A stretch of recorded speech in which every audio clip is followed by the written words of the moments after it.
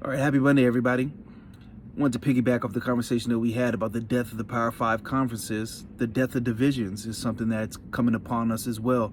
So this year, the ACC is getting rid of the Coastal and the Atlantic requirement. The SEC next year is getting rid of their East-West structure. The Big Ten is getting rid of their East-West structure as well. The Pac-12 got rid of it last year, and the Big 12, I think they're actually planning on keeping it, but this was when they thought that Texas and Oklahoma were going to stay a bit longer than they actually are. So we'll see what happens with that, but for now they're going to keep it, but they've always kind of done things backwards in that conference.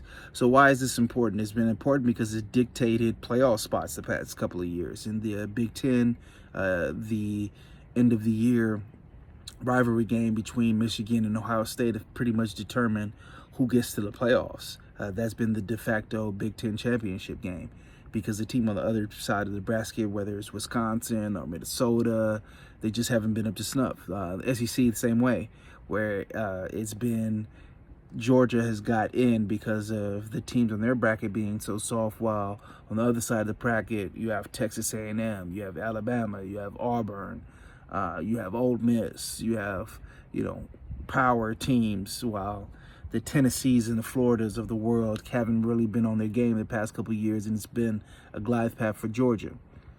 So the end of the divisions is a good thing. Too bad it's happening once the playoff expansion happens.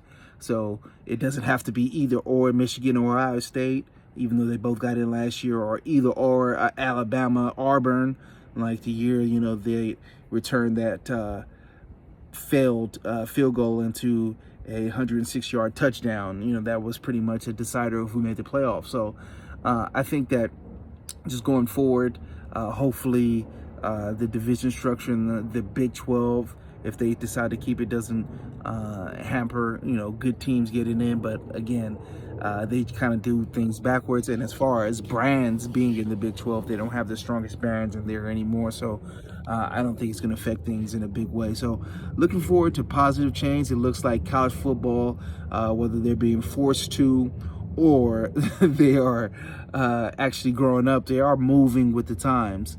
And it's just a good thing to try to get the best teams in. And I don't think that we've had that the past couple of years, especially with the divisional play. And that is changing. So let me know what you think. Leave me a comment, subscribe, and as always, the game is the game.